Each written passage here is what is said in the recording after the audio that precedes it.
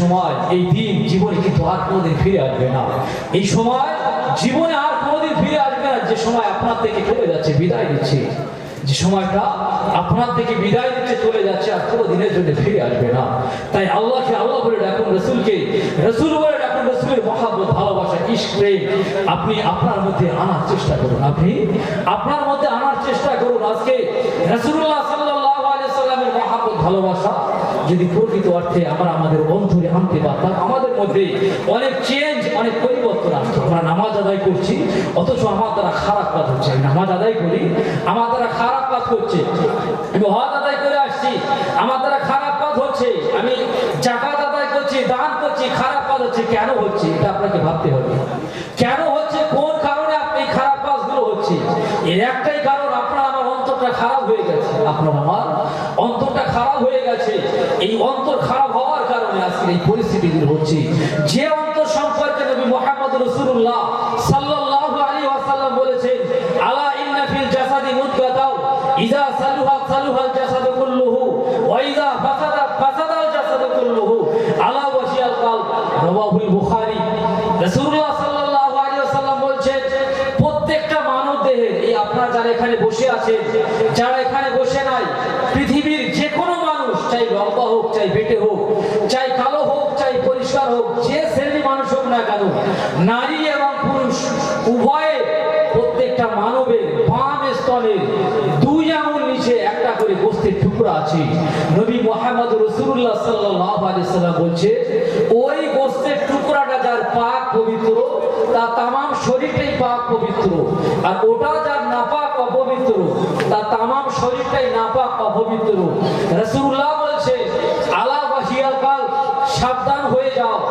ওই গোশতের টুকরার নাম হলো কলব, ওই গোশতের টুকরার নাম হলো অন্তর। ওই অন্তর যদি খারাপ হয়ে যায়, আপনার ইবাদত, আপনার বন্দেগী, আপনার রোজা, এগুলো কিন্তু অপরিপূর্ণ থেকে যাবে।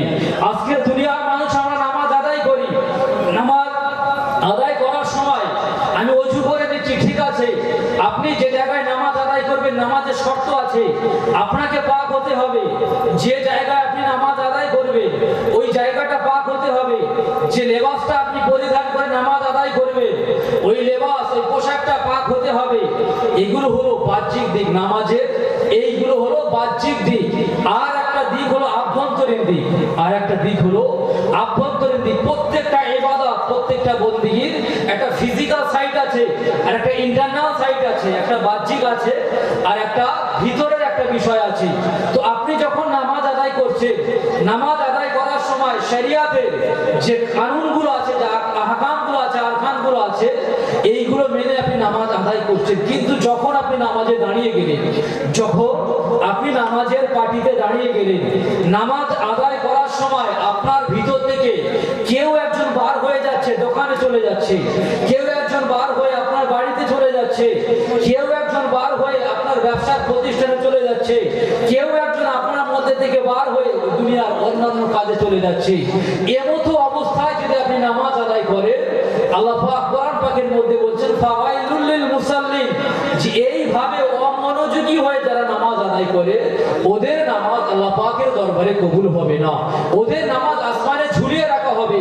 30 বছর, 40 বছর, 50 বছর, 60 বছর ধরে নামাজ আদায় করছি, কিন্তু নামাজের মধ্যে আমার মধ্যে খুশু খুজু নাই। নামাজের মধ্যে যে খুশু খুজু থাকার ব্যাপার আছে, ওই খুশু খুজু আমার মধ্যে না। আমি যখনই নামাজে দাঁড়াই, 30 বছর, 40 বছর ধরে নামাজ পড়ছি, নামাজে যখন দাঁড়াই, আমার মধ্যে থেকে একজন বেরিয়ে যায়, আমার মধ্যে থেকে একজন বেরিয়ে যায়। ওই যে জিনিসটা বার হয়ে যায়, ওকে ধরে যেদিন আপনি নামাজের মধ্যে আনতে পারবেন, ওই দিন আপনার নামাজটা পরিপূর্ণ হবে।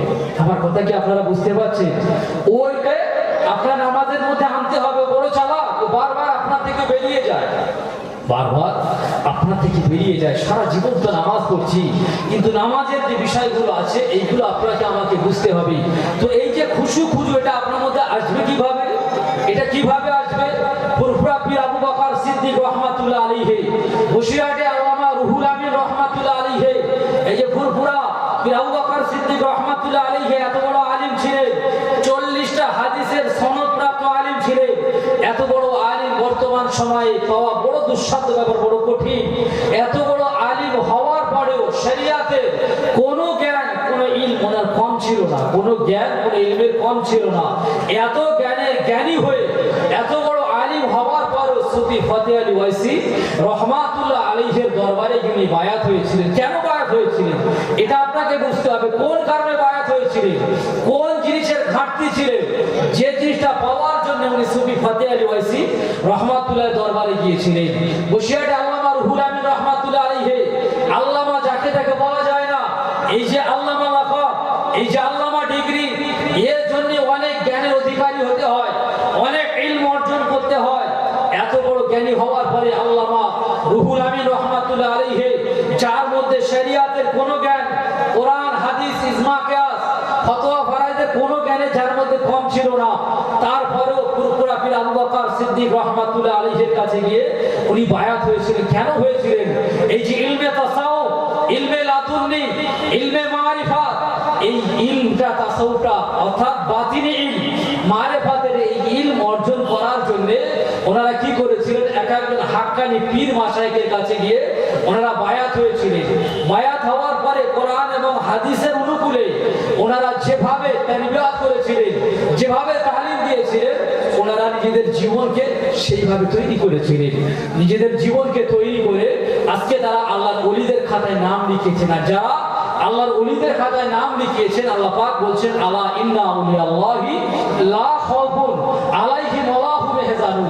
যারা আমি আল্লাহ আমার ওলি হয়ে যায়, যারা আমার বন্ধু হয়ে যায়, দুনিয়ার মানুষকে বলছে হে দুনিয়ার মানুষেরা জেনে রেখে দাও, যারা আমি আল্লাহ আমার ওলি হয়ে যায়, আমার বন্ধু হয়ে যায়, তাদের জীবনে কোনো ভয় নাই, তাদের জীবনে কোনো চিন্তা নাই, তাদের জীবনে কোনো ভয় কোনো চিন্তা নাই। কিন্তু আপনাকে বুঝতে হবে যে আল্লাহর ওলিদের ভয় নাই কেন, কোন কারণে আল্লাহর ওলিদের মধ্যে ভয় নাই। এটা তো সারা জীবন শুনে আসছি যে যারা আল্লাহর ওলি হয়ে যায়, আলা ইন্না আউলিয়াল্লাহি লা খাউফুন আলাইহিম ওয়া লা হুম ইয়াহজানুন, যারা আল্লাহর ওলি হয় তাদের কোনো ভয়, তাদের কোনো চিন্তা থাকে না। কেন থাকে না, কোন কারণে তাদের মধ্যে ভয় চিন্তা থাকে না? তাদের মধ্যে না এই কারণে কোনো ভয় চিন্তা থাকে না, কারণ তারা তাদের যে অন্তর, তাদের যে কলব, এই যে অন্তর আছে, এই অন্তরে দুনিয়ার যাবতীয় খারাপ জিনিসগুলোকে, দুনিয়ার কলবের যে সমস্ত রোগগুলো আছে, এই খারাপ জিনিসগুলোকে অন্তর থেকে তারা বার করে দিয়েছে। বার করে দিয়ে আল্লাহ পাকের রহমতের পানি দিয়ে তারা এই অন্তরটাকে, কলটাকে পাক পবিত্র করেছে। আর পাক পবিত্র করার কারণে ওই অন্তরে আল্লাহ এবং আল্লাহ রাসূলের মহব্বত, ভালোবাসা ওই অন্তরে আসতে শুরু করে দিয়েছে। তখন তারা ইন্নাল্লাহা মা'আস সাবিরিন, তখন তারা ধৈর্য ধারণকারী ব্যক্তি হয়ে যান, তখন তারা সবরকারী ব্যক্তি হয়ে যান। আর আল্লাহ পাক বলছেন ইন্নাল্লাহা মা'আস সাবিরিন, যারা সবরকারী ধৈর্য ধারণকারী ব্যক্তি হয়ে যায়, তাদের সঙ্গে আমি আল্লাহ, আমি নিজে তাদের সঙ্গে থাকি। তো আল্লাহর ওলিদের সঙ্গে, সবরকারী ব্যক্তিদের সঙ্গে আল্লাহ থাকে। তো যাদের সঙ্গে আল্লাহ থাকে তাদের কোনো ভয় থাকতে পারে? কথা বলেন আপনারা। যার সঙ্গে আল্লাহ থাকেন ওই বান্দা, ওই বান্দির কোনো ভয় থাকতে পারে? তো আল্লাহর ওলিদের অন্তরে আল্লাহ এবং আল্লাহ রাসূলের মহব্বত থাকে, এই কারণে তাদের কোনো ভয় থাকে না। এখন কথা হলো ওলি কারা, আল্লাহর ওলি কারা? এই ভারতবর্ষের জমি, এই হিন্দুস্তানের জমি, এই হিন্দুস্তানের জমি বহু আউলিয়া কেরামের মাজার আছে, বড় বড় আল্লাহ পাক এই ভারতবর্ষের জমিনে পাঠিয়েছেন, যাদের উসিলা করে আল্লাহ পাক ভারতবর্ষকে এখনো সমস্ত বালা মুসিবত গজব থেকে আল্লাহ পাক হেফাজত করে রেখেছেন। হযরতে খাজা মুঈনুদ্দিন চিশতি রাহমাতুল্লাহ আলাইহি হিন্দুস্তানের জমিনে আসলেন।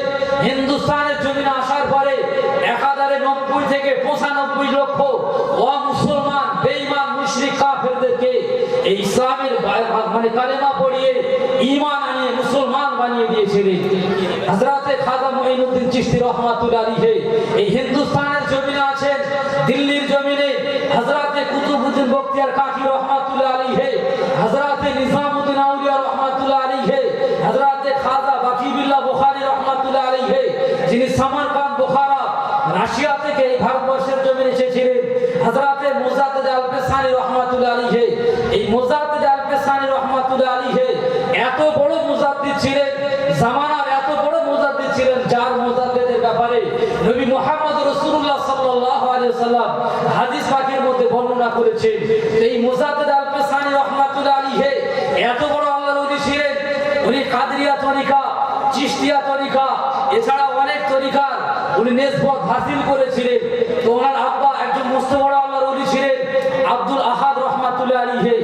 আব্দুল আহাদ রহমাতুল্লাহ আলাইহি হযরতে মুজাদ্দিদ আল-পেশানি রহমাতুল্লাহ আলাইহিকে বললেন যে বাবা, এই হিন্দুস্তানের জমিনে যদি কখনো নকশাবন্দিয়া তরিকা আসে, তুমি এই নকশাবন্দিয়া তরিকার মধ্যে বায়াত হবে, ওই নিসবত হাসিল করার চেষ্টা করবে। কারণ নকশাবন্দিয়া তরিকা বড় আফজাল তরিকা, নকশাবন্দিয়া তরিকা বড় আফজাল তরিকা, ওই তরিকার মধ্যে বায়াত নেবে।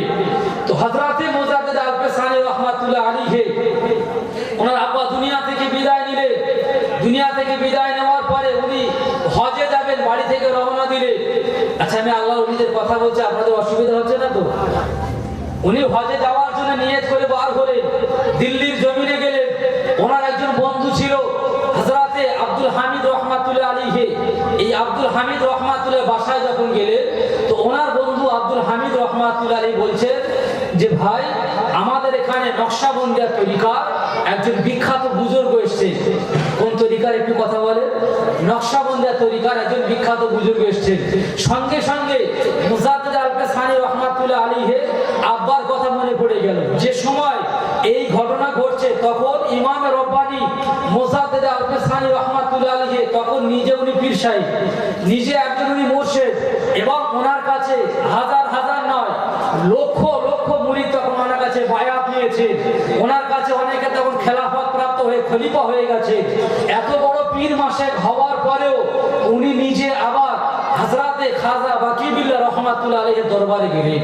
খাজা বাকিবিল্লাহ রহমাতুল্লাহ আলাইহির দরবারে যখন গেলেন, আল্লাহর ওলি একজন ওলি আরেকজনকে চিনে ফেললেন। হযরতে খাজা বাকিবিল্লাহ রহমাতুল্লাহ আলাইহির সঙ্গে কথা হলো। কথা হওয়ার পরে বায়াত নিলেন। বায়াত হওয়ার পরে হযরতে খাজা বাকিবিল্লাহ রহমাতুল্লাহ আলাইহি বললেন যে বাবা, তুমি তো হজে যাওয়ার নিয়ত করেছো, বড় ভালো নিয়ত করেছো, তো আমার এখানে কয়েকটা দিন অবস্থান করো।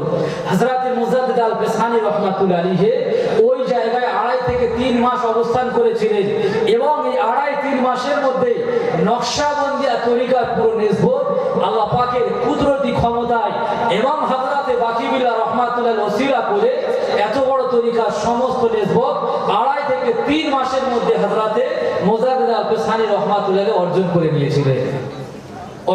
নিয়েছিলেন। তো ওখান থেকে উনি আবার সিরহিন্দের জমিনে আসলেন।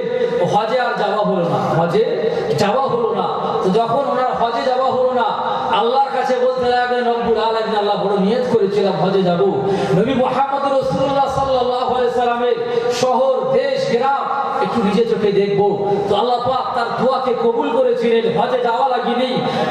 এই আরবের যে কাবা শরীফ আছে, এই কাবা শরীফটাকে আল্লাহ পাক আরব থেকে আপনার আমার এই হিন্দুস্তানের জমিনে, পাঞ্জাবের সিরহিন্দের জমিনে যে জায়গায় ইমামে রব্বানি মুজাদ্দিদ আল-পেশানি রহমাতুল্লাহ আলাইহির মাজার মুবারক আছে, ওই জায়গায় আল্লাহ পাক কাবা শরীফকে ওই জায়গায় হাজির করে দিয়েছিলেন। কাবা শরীফকে ওই জায়গায় হাজির করে দিয়েছিলেন। যারা এখনো পাঞ্জাবের সিরহিন্দের জমিনে যারা যান, দেখবেন হিন্দুস্তানের জমিনে বড় অনেক আউলিয়া আল্লাহর মাজার আছে, তার মধ্যে সিরহিন্দের জমিনে যে জায়গায় কাবা শরীফ এসেছিল, ওই জায়গাটা মসজিদের সামনে ব্যারিকেড করা আছে। ওই জায়গায় মানুষ এখনো 2 রাকাত করে নফল নামাজ আদায় করে, এবং এখনো পর্যন্ত আল্লাহ পাক সেই সময় সেই পিরিয়ডে ওই জায়গায় আল্লাহ পাক আবে জমজম অর্থাৎ জমজমের পানি আল্লাহ পাক ওই জায়গায় আনিয়ে দিয়েছিলেন। সেখান থেকে আজও পর্যন্ত ওই জায়গায় যারাই যাবেন আগামীতে দেখবেন আজও পর্যন্ত আল্লাহ পাক জমজমের পানি ওই জায়গায় পৌঁছে দেন। এখনো পর্যন্ত ওই জায়গায় জমজমের পানি পাওয়া যায়। এত বড় আল্লাহর ওলি ইমামে রব্বানি মুজাদ্দিদ আল-পেশানি রহমাতুল্লাহ আলাইহি এত বড় ওলি হওয়ার পরে উনি একজনের কাছে বায়াত নিয়েছিলেন। তিনি হলেন হযরতে খাজা বাকিবিল্লাহ রহমাতুল্লাহ আলাইহি। এছাড়া উনি আরো কম বেশি 28টা তরিকার উপরে ওনার খেলাফত আছে। 28টি তরিকার উপরে তরিকা নিসবত উনি অর্জন করেছিলেন।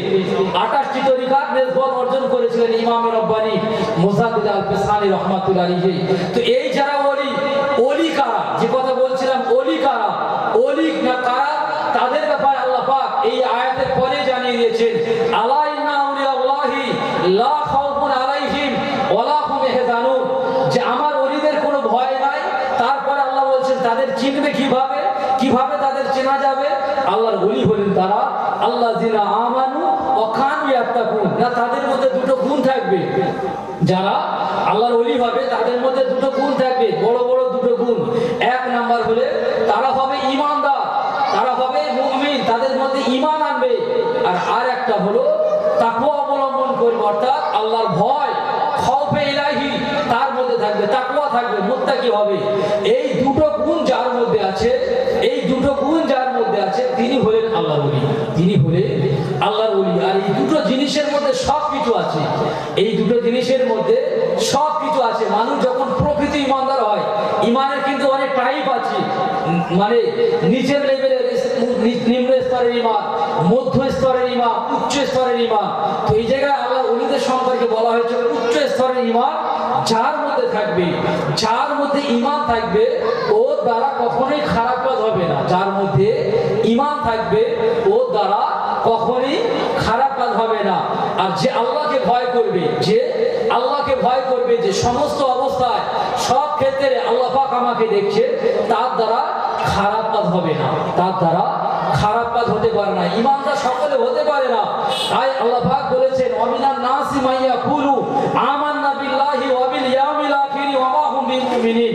আল্লাহ পাক বলেছেন, হে আমার হাবিব নবী মুহাম্মদ রাসূলুল্লাহ, যারা আপনার কাছে এসে বলে যে আমরা ঈমান এনেছি, আমরা ঈমান এনেছি, আমান্না বিল্লাহ আল্লাহর উপরে ঈমান এনেছি, ওয়া বিল ইয়াউমিল আখির এবং আখিরাতের উপরে, কিয়ামতের উপরে, পরকালের উপরে ঈমান এনেছি, হে রাসূল আপনি তাদেরকে বিশ্বাস করবেন না। কোন ব্যক্তি, কোন বান্দা যদি আল্লাহর উপরে ঈমান আনে, যদি রাসূলের উপরে ঈমান আনে, আখিরাতের উপরে ঈমান আনে, সে তো ঈমানদার, তাই তো নাকি? কিন্তু এই জায়গায় আল্লাহ পাক কোরআন পাকের মধ্যে জানিয়ে দিলেন যে ওদেরকে ঈমানদার হিসেবে গ্রহণ করো না। কেন? কোন কারণে? ওমা হুম বিমুমিনিন, না এই কারণে তারা যে ঈমান এনেছে, আমি আল্লাহ আমাকে বিশ্বাস করে, আখিরাতকে বিশ্বাস করে, এটা শুধুমাত্র মুখে, এটা শুধুমাত্র মুখে, তারা অন্তরে কিন্তু স্বীকার করে না। কথা আপনাদের বোঝাতে পারছি? শুধুমাত্র মুখে বলে আল্লাহকে ভালোবাসি, রাসূলকে মহব্বত করি, অন্তরে তারা স্বীকার করে না। তাই মুখে এবং অন্তরে এই দুটো জায়গায় যখন আপনি আমি স্বীকার করব, তখন আপনি হবেন প্রকৃত ঈমানদার।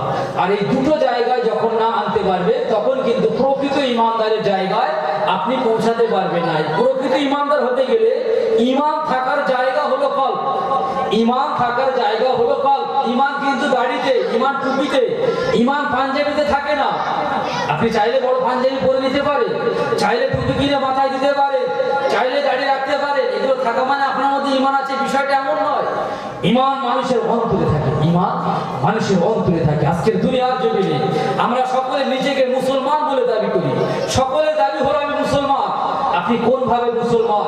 নবী মুহাম্মদ রাসূলুল্লাহ সাল্লাল্লাহু আলাইহি ওয়াসাল্লাম মুসলমানের ক্যাটাগরি বোঝাতে গিয়ে, মুসলমানের পরিচয় প্রমাণ দিতে গিয়ে আপনার আমার জন্য একটা দাড়ি পাল্লা দিয়ে দিয়েছেন।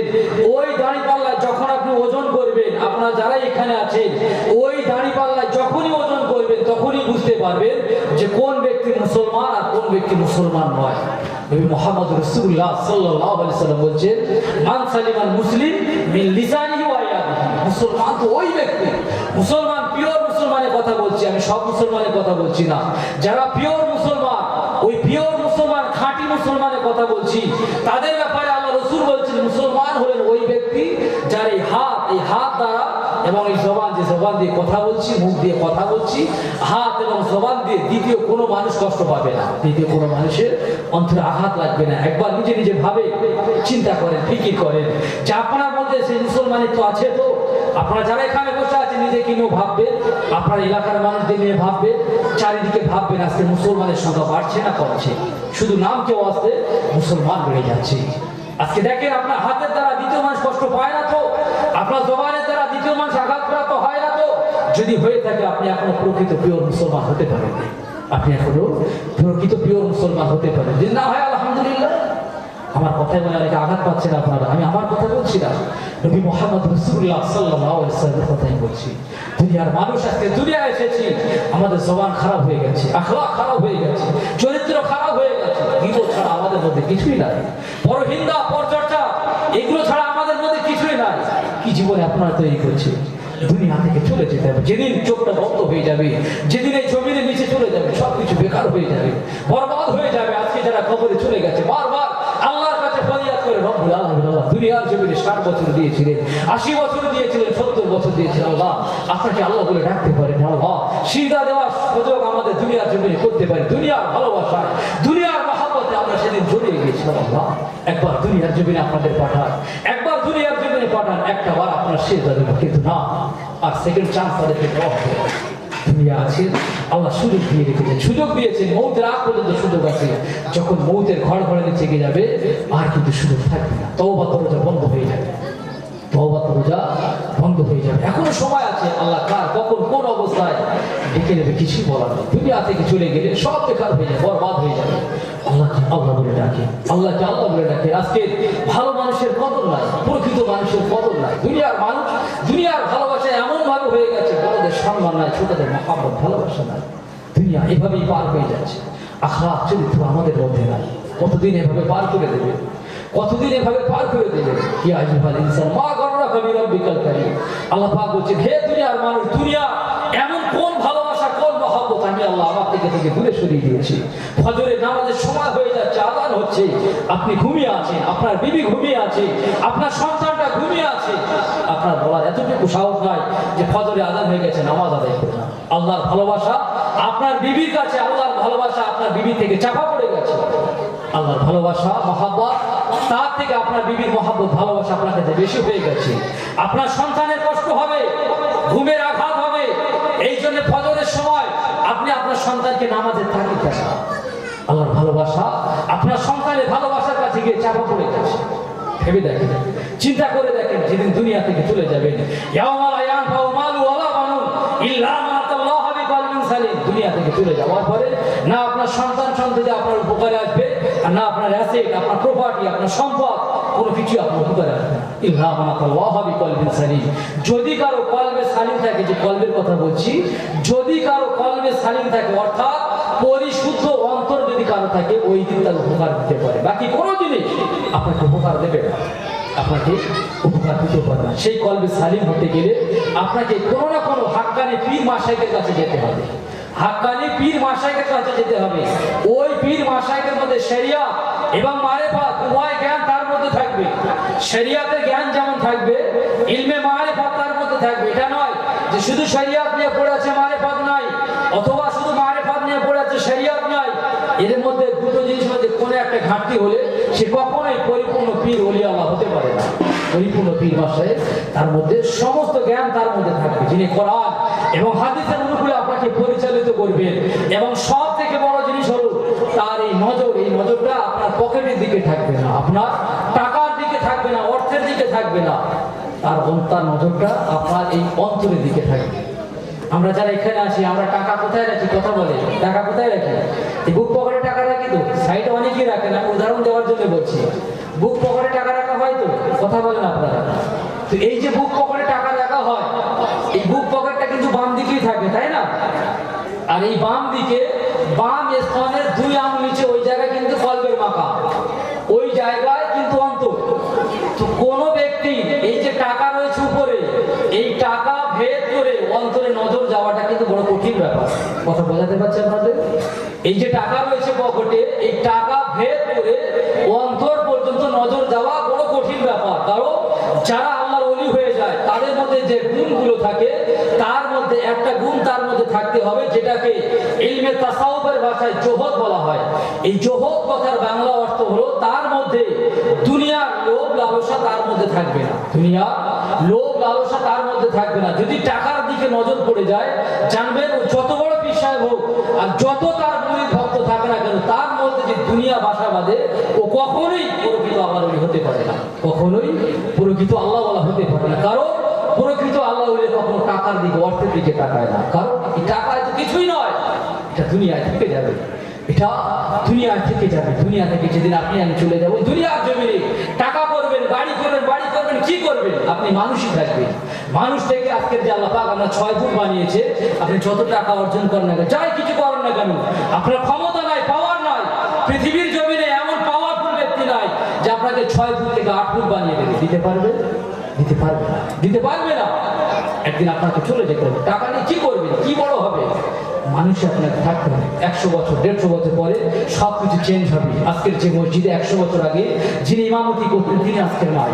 100 বছর আগে যিনি মুত্তাকি হয়ে আপনার কিনা মুক্তাদি হয়ে যিনি নামাজ আদায় করতেন, যে সমস্ত মুসল্লিরা ছিলেন, আজকে কিন্তু তাই না। মসজিদ আছে, ইমাম চেঞ্জ হয়ে গেছে, ইমাম চেঞ্জ হয়ে গেছে, মুসল্লি চেঞ্জ হয়ে গেছে। মাদ্রাসা আছে, মাদ্রাসার মুদারিস চেঞ্জ হয়ে গেছে, দুনিয়া থেকে চলে গেছে। তালাবা যারা ছিলেন, স্টুডেন্টস যারা ছিলেন, তারা দুনিয়া থেকে চলে গেছে। মাদ্রাসা আছে, এভাবে বিভিন্ন ইনস্টিটিউট, বিভিন্ন প্রতিষ্ঠান, বিভিন্ন সেন্টার এভাবে আজ দুনিয়ার জমিনে আছে। 100 বছর আগে ছিল, আজও আছে, কিন্তু সেই জায়গা থেকে মানুষ চেঞ্জ হয়ে যাচ্ছে, মানুষ চেঞ্জ হয়ে যাচ্ছে, দুনিয়া থেকে চলে যেতে হচ্ছে। যারা চলে যাচ্ছে তারা আর জীবনে কিন্তু এই জায়গায় ফিরে আসবে না। যারা চলে যাচ্ছে তারা কিন্তু আর জীবনে এই জায়গায় ফিরে আসবে না। চলে যেতে হবে, চলে যেতে হবে, চলে যাবো। দুনিয়া থাকা অবস্থায় সকলে বারবার বলছে, জানি না আবার কবে আল্লাহ পাক আপনাদের আমাদের দেখা করাবে। আমলের জিন্দেগি তৈরি করবে। আমল যদি আপনার মধ্যে না থাকে, আমল যদি না থাকে, জীবন বেকার হয়ে যায়। মহাব্বতের কথা বলছে নবী মুহাম্মদ রাসূলুল্লাহ সাল্লাল্লাহু আলাইহি সাল্লামকে মহাব্বত করেছিলেন হযরত আবু বকর সিদ্দিক, হযরত ওমর ফারুক, হযরত আলী, হযরত উসমান গনি রাদিয়াল্লাহু তাআলা আনহু। এনারা নবীকে মহাব্বত করেছিলেন। আর একদিক দিয়ে মহাব্বত করেছিলেন আবু জেহেল, আবু লাহাব। এরাও কিন্তু আল্লাহ রাসূলকে মহাব্বত করেছিলেন। প্রমাণ দিতে কেউ পারবে না যে ওরা আল্লাহ রাসূলকে মহাব্বত করেনি। কিন্তু একজনের মহাব্বত, একজনের ভালোবাসা জান্নাতে নিয়ে গেছে, আর আরেকজনের মহাব্বত ভালোবাসা কিন্তু জান্নাতে নিয়ে যেতে পারে। আরেকজনের মহাব্বত ভালোবাসা জান্নাতে নিয়ে যেতে পারেনি। নবী মুহাম্মদ রাসূলুল্লাহ সাল্লাল্লাহু আলাইহি সাল্লামের সাহাবায়ে কেরাম হযরত আবু বকর, ওমর, উসমান, আলী যেমন ভাবে রাসূলুল্লাহ সাল্লাল্লাহু আলাইহি সাল্লামকে খালি চোখে দেখেছিলেন। রাসূলুল্লাহ যে চোখ আমার নবীকে দেখো, চোখ তো বড় শানওয়ালা চোখ, ওই চোখের অনেক সম্মান, অনেক মর্যাদা। ওই সময় ওই পিরিয়ডে নবী মুহাম্মদ রাসূলুল্লাহকে অনেক বেঈমান, অনেক কাফের, আবু লাহাব মানে আবু জাহেল, এমন করে উতবা, সাইবা, অনেক খারাপ ব্যক্তি, তারাও নবী মুহাম্মদ রাসূলুল্লাহকে দেখেছিলেন। কিন্তু একজনের দেখা, একজনের দিদার তাদেরকে জান্নাত পর্যন্ত নিয়ে গেছে, আর একজনের দিদার তাদেরকে জান্নাত পর্যন্ত নিয়ে যেতে পারেনি। আমার কথা কি আপনাদের বোঝাতে পারছি? তো মহাব্বত, ভালোবাসা, এই জায়গায় শর্ত আছে, ভালো করে বুঝবেন। কেন নিয়ে যেতে পারে? ভারতে এও বেঁচেছে, আবু লাহাবও বেঁচেছে। আবু লাহাব এত ভালোবেসেছিলেন, এত মহাব্বত করেছিলেন।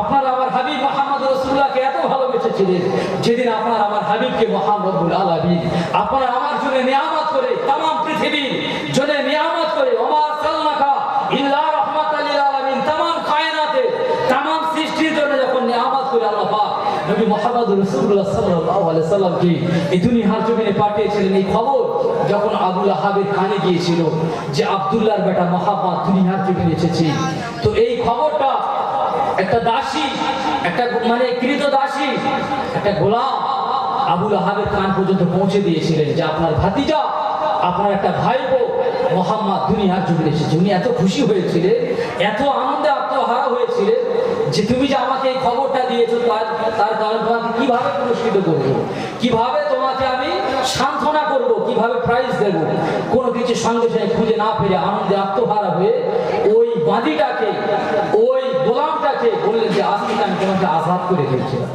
কার ভালোবাসা আজাদ করে দিয়েছিলেন? কথা বলেন, কার ভালোবাসার খাতিরে? নবী মুহাম্মদ রাসূলুল্লাহ সাল্লাল্লাহু আলাইহি সাল্লামের ভালোবাসার খাতিরে তাকে আজাদ করে দিয়েছিলেন। এই আবু লাহাব, যার ব্যাপারে আল্লাহ পাক কোরআন পাকের মধ্যে সূরা নাযিল করে দিয়েছেন, তাব্বাত ইয়াদা আবি লাহাবি ওয়া তাব। এই লাহাবের ব্যাপারে আল্লাহ পাক লানত দিয়েছে। এই মুহাম্মদ রাসূলুল্লাহকে ভালোবেসেছেন, তারপরেও তাকে জাহান্নামে যেতে হয়েছে। তাহলে বুঝতে হবে ভালোবাসার মধ্যে শর্ত আছে, ভালোবাসার মধ্যে শর্ত আছে। একজন ভালোবেসেছে রাসূলুল্লাহর সাথে জান্নাতে যাবে, আর আরেকজন ভালোবেসেছে জান্নাতে যেতে পারে না। এদিকে শর্ত আছে। কোন কারণে? ভালোবাসার মধ্যে ফারাক কোন জায়গায়, পাঁচিল কোন জায়গা হয়ে গেছে না? একজন ভালোবেসেছে রাসূলুল্লাহ বলে, একজন ভালোবেসেছে আপনার আমার নবীকে, যিনি হলেন আল্লাহ রাসূল, পয়গম্বর, নবী। এই নবী রাসূল মুহাম্মদ রাসূলুল্লাহ সাল্লাল্লাহু আলাইহি সাল্লাম বলে ভালোবেসেছে। আর আরেকজন ভালোবেসেছে ভাইপো আব্দুল্লাহর বেটা মুহাম্মদ। কথা বোঝাতে পারছি আপনাদের? একজন রাসূল বলে মহব্বত করেছে, আর একজন ভাইপো আব্দুল্লাহর বেটা মুহাম্মদ এই বলে ভালোবেসেছে। এই ভালোবাসার মধ্যে এই জায়গায় ডিভাইডেড থাকার কারণে একজনের ভালোবাসা জান্নাত পর্যন্ত পৌঁছে দিয়েছে, আর একজনের ভালোবাসা জান্নাত পর্যন্ত পৌঁছাতে পারেনি। তাই আপনাকে আমাকে ভালোবাসতে গেলে যে জায়গায় ঈমান থাকে, এই অন্তর, এই কল, যে জায়গায় থাকে ওই কলটাকে পরিষ্কার করতে হবে এবং প্রকৃত অর্থে আপনাকে ইমানদার হতে হবে।